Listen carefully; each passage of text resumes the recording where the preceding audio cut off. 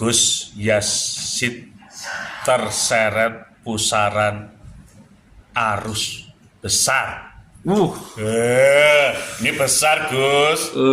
Nilainya, Gus. Menyala.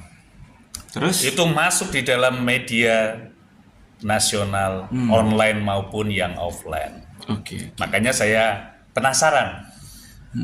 Satu, kebenaran tentang berita tersebut betul atau tidak? Bahwa Gus terseret dalam pusaran, maaf ya, 237 M. Iya. Ini sesuatu yang di Jawa Tengah barangkali angka yang fantastis. Ini langsung to the point ini, Gus. Ya, assalamualaikum warahmatullahi wabarakatuh. Waalaikumsalam warahmatullahi wabarakatuh. Bismillahirrahmanirrahim. Saya akan berkomitmen ya, komitmen sama jenengan dan teman-teman dan sahabat pecinta pendukung Gus Yazid, Basaiban, dan pasien-pasien saya, santri saya, jamaah saya baik di dalam dan di luar negeri. Banyak japri ke istri saya dan juga ke saya, mungkin ke jenengan juga dan sahabat-sahabat saya yang lain bertanya-tanya, Gus Yazid terseret kasus korupsi 237 miliar. Fantastis ya? Fantastis. Nggak bahaya kan? Bahaya, Gus. Ini bahaya, Gus. Ini angka yang di Jawa Tengah itu saya baru mendengar. Mungkin selisih sedikit dengan angka yang muncul dari kasus korupsi BPR Jepara kalau tidak salah. Itu yang angkanya 257 yang sekarang sedang juga lagi ramai, Gus. Gas. Saya 237, saya 257 ya. Iya, monggo, Gus. Jadi begini. Saya juga tidak menyangka bahwa kasus ini bisa sedemikian viralnya, meledak. Yang namanya meledak akhirnya kemana-mana ya kan? Kemana-mana. Namanya ledakan kan? Ledakan. 237 miliar. Bom. 3 orang sudah jadi tersangka bahkan ditahan. Sudah tersangka dan ditahan. Ya. Dari 3 tersangka ini saya tidak mengenal, hanya satu yang mengenal. Nah, yang awalnya saya masih bertanya-tanya gitu. Waktu saya dipanggil Kejaksaan Tinggi Jawa Tengah. Oh, sebentar. Berarti Gus sudah dipanggil oleh Kejaksaan Tinggi. Betul. Yang beritanya kan kemana-mana itu ya kan? Betul. Saya dipanggil Kejaksaan Tinggi Jawa Tengah. Saya dipanggil. Ya, sebagai warga yang baik, kita harus memenuhi panggilan itu. Karena sifatnya panggilan itu resmi, ada suratnya. Ya, saya mendatangi dan saya berikan keterangan sedetail-detailnya. Luar biasa. Dan saya mengakui, jujur saya mengakui, saya sudah menerima aliran dana yang ditanyakan oleh Kejaksaan Tinggi Jawa Tengah. Akan tetapi mungkin di sini teman-teman bertanya-tanya gitu kan. Bagaimana alur cerita kok bisa saya terseret dalam pusaran korupsi ini, ya kan? Itu yang ditunggu oleh pemirsa semuanya, santri-santrinya Gus Yazid, para sahabat-sahabat Gus Yazid semuanya bertanya-tanya, benar tidak ini seperti itu? Dan kami pengen mendengar langsung dari beliau seperti apa perjalanannya, kok bisa seperti itu? Monggo, Gus. Ya, ini kita di depan live Facebook, TikTok, YouTube ya. Saya akan berkata yang sebenar-benarnya, tidak saya tutup-tutupi. Saya ini Ahmad Yazid bin Abdurrahman, insya Allah akan memberikan keterangan yang sebenar-benarnya ya, dan tidak ada saya tutup-tutupi. Jadi cerita 237 miliar itu awal saya tidak mengetahui, sama sekali saya tidak mengetahui. Saya mau cerita pertanyaan kejaksaan ke saya. Saya ditanya oleh penyidik kejaksaan apakah saya mengenal dengan Bapak ANH. Nah, ini teman-teman sahabatku semua jamaah, kita clearkan hari ini, ya. Saya katakan saya siap di penjara, apapun yang terjadi, saya siap di penjara, gitu. Kapanpun, ya, kapanpun. Apabila memang saya terbukti betul-betul saya dengan sengaja saya menggelapkan dana atau menikmati hasil korupsi, ya kan? Nah, kan ceritanya begini nih, Mas Dokter. Saya bertanya dong, saya temui Pak ANH di lapas. Saya temui Karena beliau sudah dalam posisi ditahan sebagai tersangka, ditahan dong sama Kejaksaan Tinggi dong. Saya temui beliau, penasaran saya, ya kan? Saya cari info, oh ditahan. Di mana? Di lapas. Nah, di Semarang. Alamatnya ini, ya kan? Sudah, saya datangi beliau. Alhamdulillah saya ke lapas, diterima, dipertemukan sama Bapak ANH. Saya temui beliau. Saya bertanya langsung sama beliau. Semua saya tanyakan ke beliau. Pak Andi, gimana sehat? Sehat. Alhamdulillah, sudah ngobrol-ngobrol sudah, saya tanya, Pak Andi, apa benar uang yang dulu pernah saya berikan ke saya untuk perjuangan Bapak Prabowo Subianto itu hasil korupsi? Di lapas, cross check langsung saya temui beliau. Sudah, saya tidak mau dong ini setengah-setengah. Saya dituduh macam-macam dengan netizen, dengan orang yang tidak kenal saya, macam-macam lah saya dituduh. Tidak apa, saya ridho, buat semuanya. Menurut saya apa? Tapi dengarkan dulu nih, hari ini saya mau buka-buka. Saya tanya, Pak Andi, kok bisa ini disebut korupsi gimana? Yang ditahan siapa saja kan gitu kan? Dia jawab, yang ditahan saya. Gitu. Terus PJ Bupati Cilacap. Terus sama mantan sekda. Katanya gitu kan?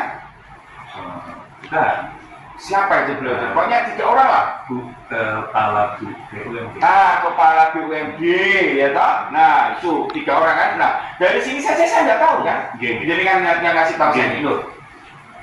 Di sini kan kelihatan saya ini ada kemunafikan atau acting sama jenengan ada. Saya benar-benar nggak tahu. Memang benar-benar saya nggak tahu yang satu ini. Jenengan yang ngasih tahu. Nah, tuh. Habis itu beliau jelaskan gimana versinya Kejaksaan Tinggi ini kok bisa menetapkan jenengan tersangka. Bertanya dong saya, ya kan? Nah, terus beliau ngomong, iya, kenapa Gus? Karena lahan ini lahan 2 perusahaan, RSA dan TTW tadi. TTW itu perusahaan punyanya Pak Andi, ya kan? Jadi satu lahan, satu komplek, tapi ada 2 pemilik. 2 pemilik saham. Jadi di Kodam 4 Diponegoro itu, ini untuk teman-teman anggota TNI, sahabat-sahabat TNI khususnya Angkatan Darat, terlebih anggota Kodam 4 Diponegoro, ayo kita buka hati kita. Saya akan berbicara dengan belak-belakan. Unsur mankola, waman tanzur mankola. Memang di pundak saya tidak ada pangkat jenderalnya, tidak ada pangkat bintangnya. Tapi apa? Kata Al-Quran, unsur mankola, waman tanzur mankola. Jangan lihat siapa yang berbicara, tapi dengarkan apa yang disampaikan.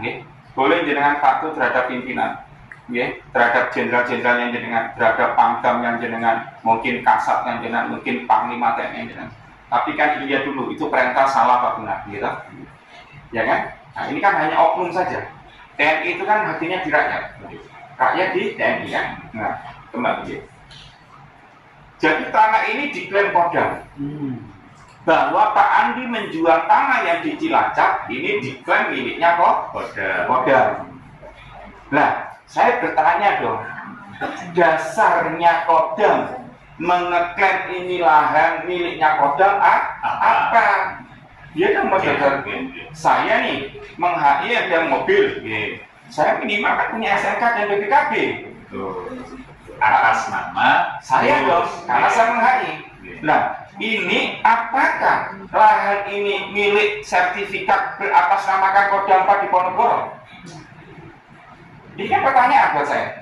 Kok bisa Kodam mengeklaim bahwa lahan di Cilacap yang ratusan hektar diklaim miliknya Kodam.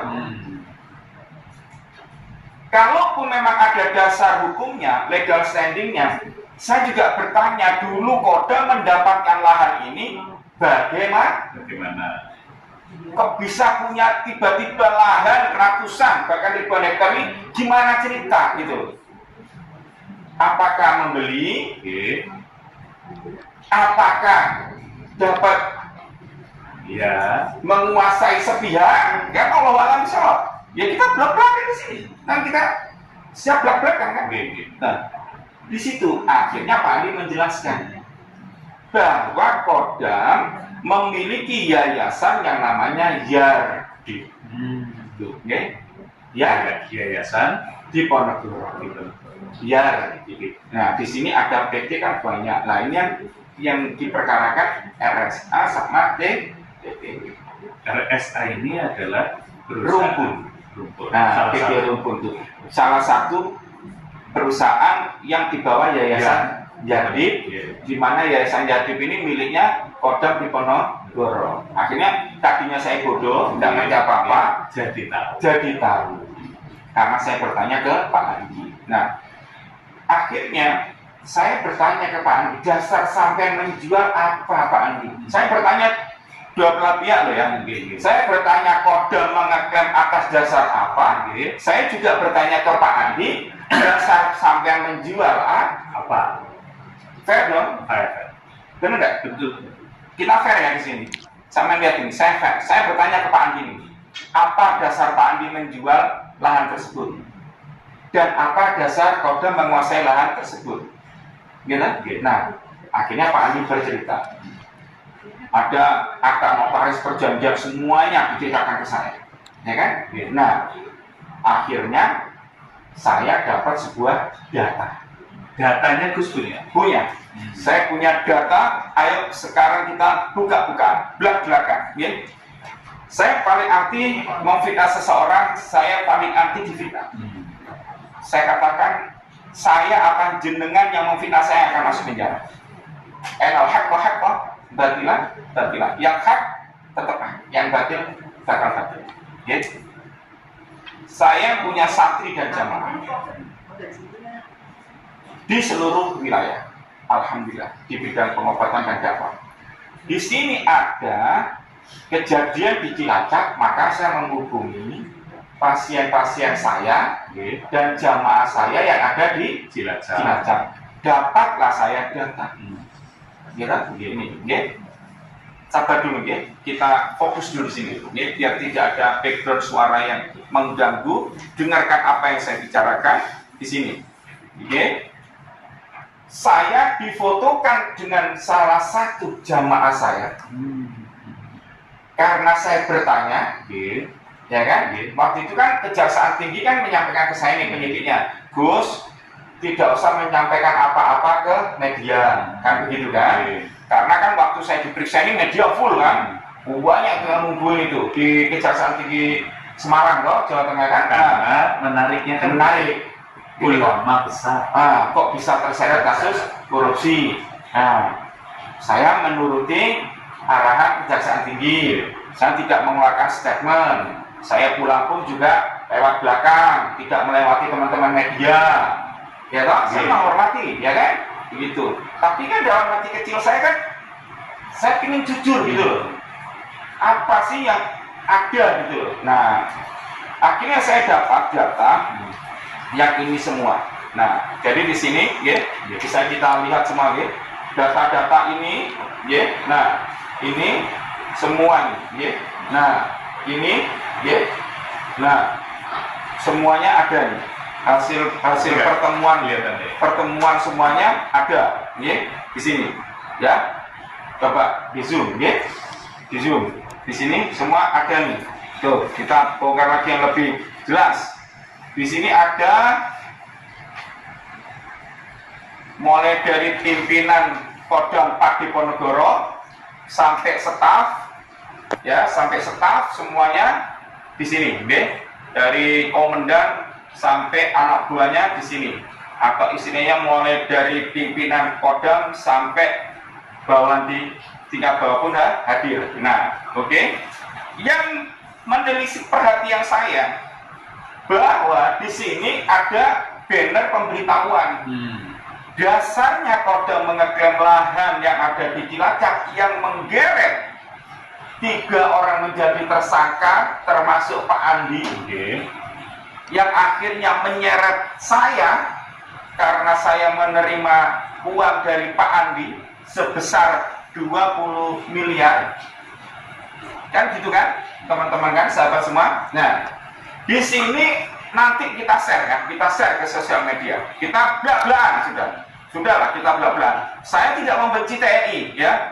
Saya ini jiwanya ini, raga saya ini TNI walaupun saya orang sipil. Saya pengabdian di TNI, sudah tidak usah ditanya, cari datanya.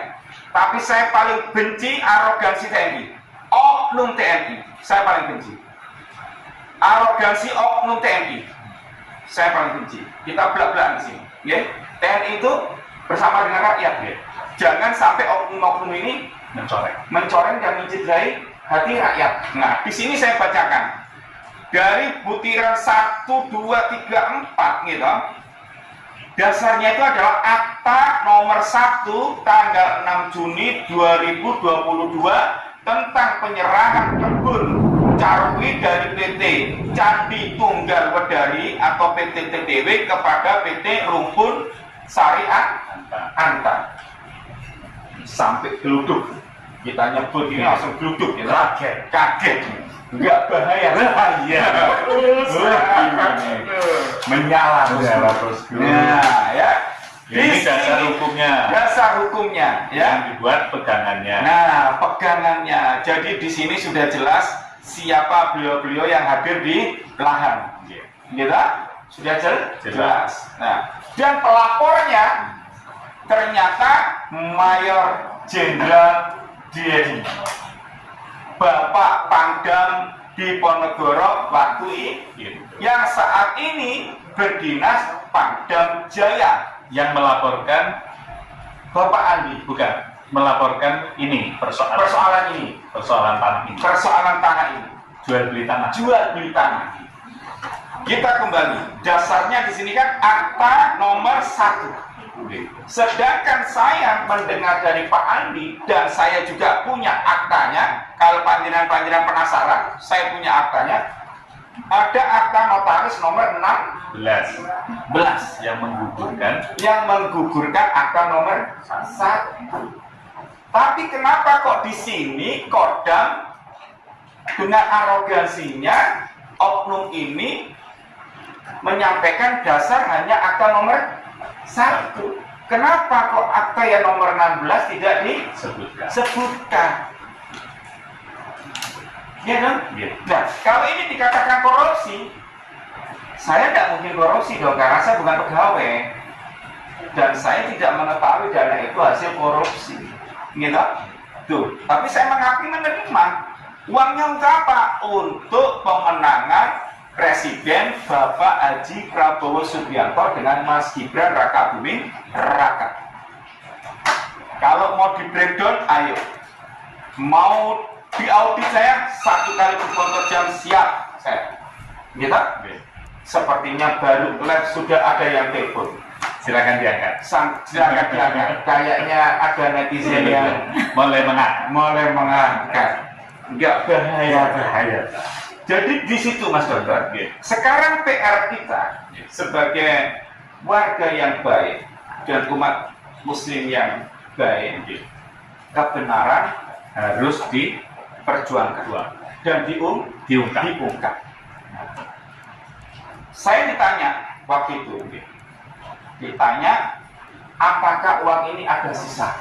Kan gitu kan? Jadi saya waktu dari Hong Kong ditelepon dengan Bapak Letnan Jenderal Widi Rastiono, ditelepon Karena tahu bahwa beliau Pak Jenderal ini tahu Gusnya baru kunjungan ke Hong Kong. Ada kegiatan di Hong Kong. Sampai di bandara Saya respon. Nah, mengingat Hong Kong Jakarta penerbangan kurang lebih 5 jam ya. Nah, jadi ya saya tidak aktif dong karena di atas pesawat ya. Saya telepon kembali beliau. Akhirnya saya menemui beliau di kediaman karena ada sesuatu hal yang menarik untuk dibahas, urgent lah. Nah, di situ beliau bertanya ke saya, Gus, uang yang dari Pak Andi, apakah ada sisanya? Loh, begitu. Ini jujur-jujuran aja, saya ditanya. Ada sisanya enggak, Gus? Ya, langsung saya jawab dengan tegas sama beliau. Enggak ada, sudah habis. Tahun sudah baik. Loh, ya, agak bahaya tak, ya loh? Lawang dana 2023 ke 2024 ditanya di 2025. Yo ha? Habis. Beliau langsung. Oh, lah habis toh. Kok cepat menunggu sih ngabisin duit? Lo gimana? Saya keluar negeri loh. Iya. Bukan keluar rumah. RT RW keluar negeri, ada paspor saya, stempel-stempelnya Ada. bukti-bukti foto saya mendukung Pak Prabowo dan Mas Gibran ada. Kegiatan yang dilakukan Ada, semuanya teman-teman Hongkong, anak-anakku Hongkong, santri-santri jamaah pecintanya Gus Yazid Basaiban Hongkong, ayo, gitu? ngelihat peserta pengobatan. Ada. Jumlahnya Terukur. Saya hadir di acara semua relawan Prabowo Gibran Hongkong Mako, semua kumpul di Hongkong dengan jumlah yang tidak sedikit di pantai Hongkong. Saya juga ada. Saya juga dibantu. Nah, mungkin teman-teman gini, tuh Gus kok ditelepon Bapak Letnan Jenderal Widi Prasetyono, kan begitu ya? Nah, begini. Karena waktu tahun 2024 itu, 2024 waktu Pilpres itu, ya, waktu Pilpres itu, jujur ya, ini jujur, tapi saya harap teman-teman, sahabat, Gus Yazid, Basaiban, santri jamaah, pasien, berpositif thinking dan husnuzon, jangan disimpulkan negatif. Saya berpesan dulu nih, ya, kenapa kok seorang jenderal bintang 3 terlibat kan gitu kan dalam politik yang gitu kan. Nah, jadi begini, karena saya sama beliau itu sudah dekat seperti keluarga. Waktu itu saya pengen bikin kegiatan pengobatan di Solo.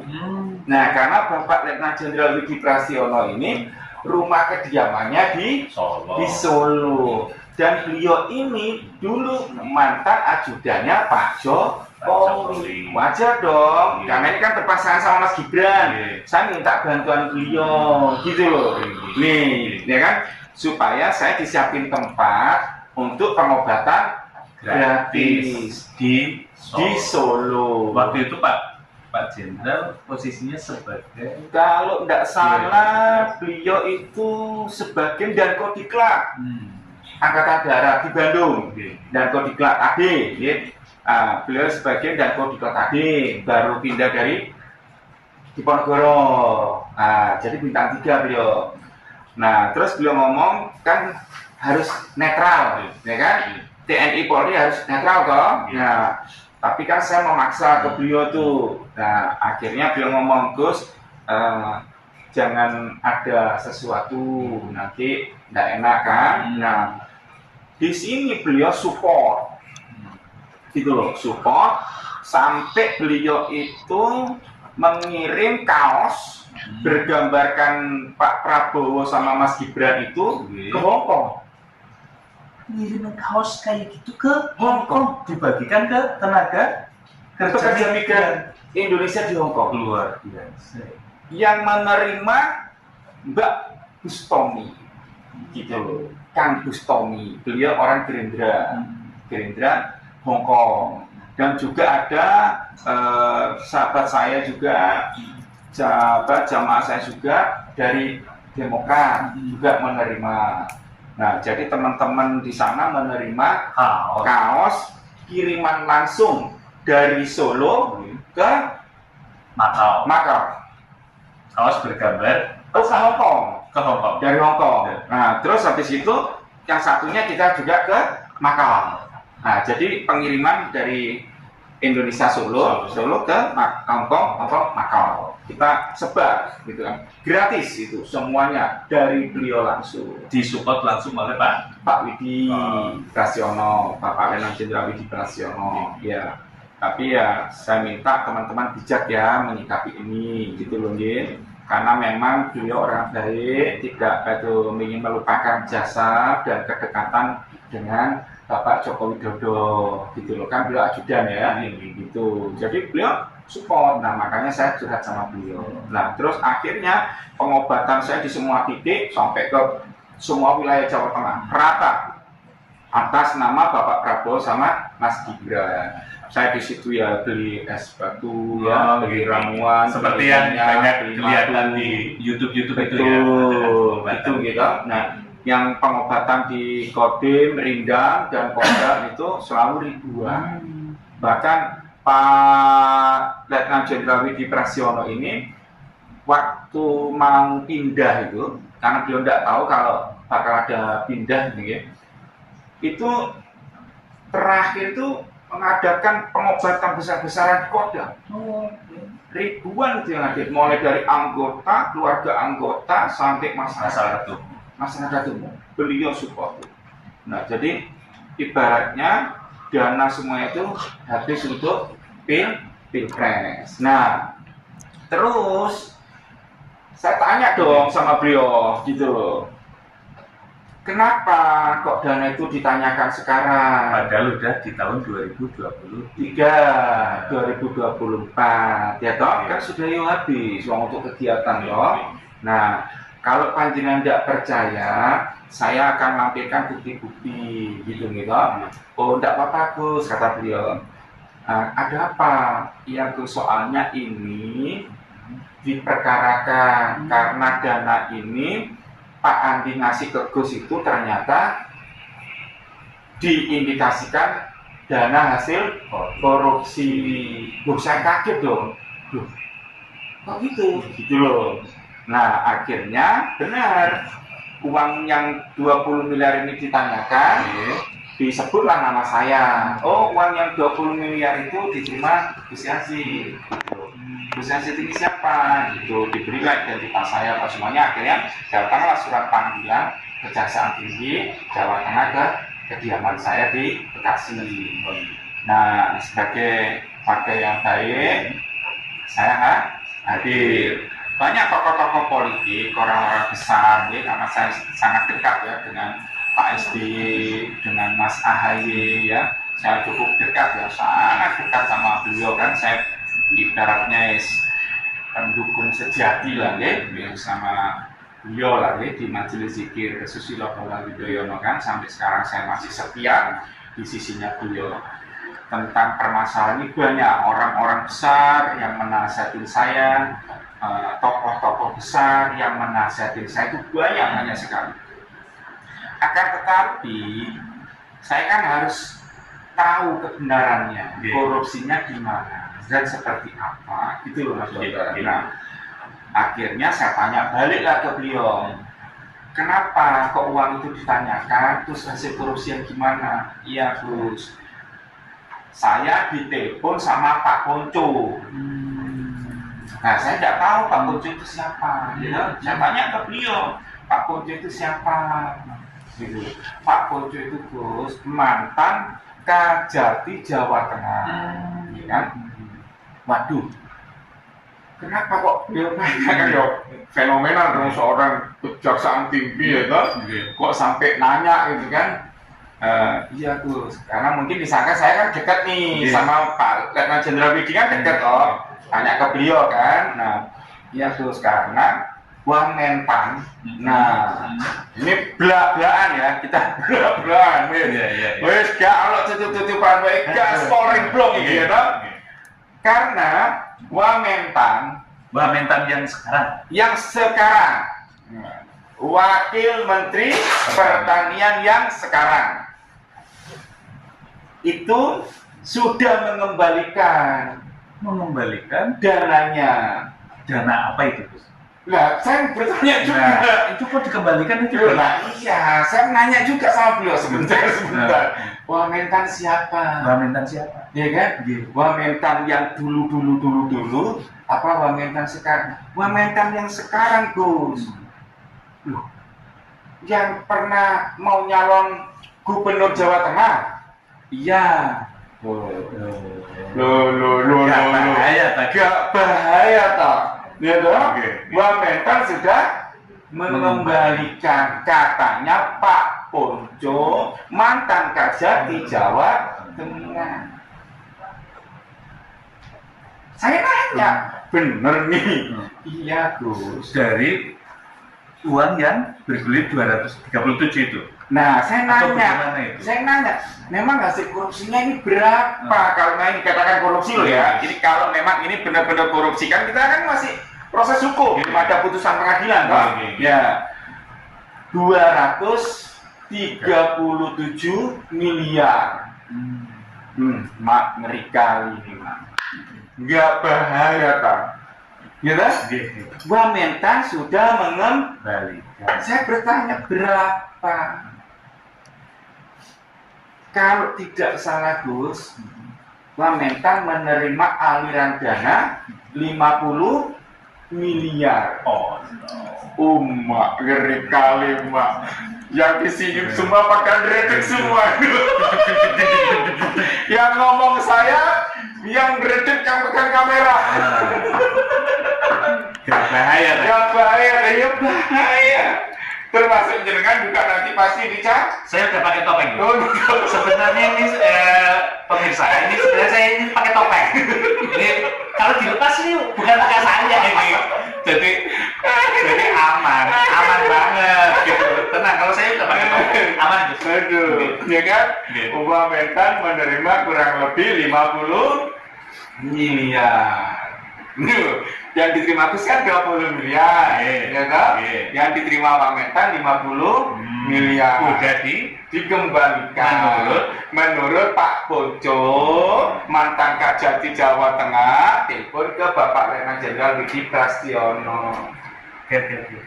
Loh, nggak bahaya, Pak? Bahaya. Maka saya juga harus mengembali. Nah, ini kan pertanyaan. Sudah dikembalikan belum, Gus? Dikembalikan dalam bentuk madu. Obat-obatan yang dipakai. Nah, es batu, herbal, tiket, bagaimana? etol. Ya kan, saya terus nginep di hotel. Nah, terus piye? Cara saya mengembalikan kegiatan pengobatan gratis. Coba saya bertanya pada timnya Bapak Presiden Haji Prabowo Subianto yang ada di Jawa Tengah, yang ada di Hong Kong dan Macau, Singapura, Malaysia, Taiwan. Coba kita belak-belakan. Pernah saya minta duit pada panjenengan? Pernah saya minta proposal ke panjenengan? Ada bukti transfer atau memberikan uang baik transfer maupun cash ke saya dari panjenengan timnya Bapak Haji Prabowo Subianto dan Mas Gibran Raka Buming Raka? Ada nggak? Ayo belak-belakan.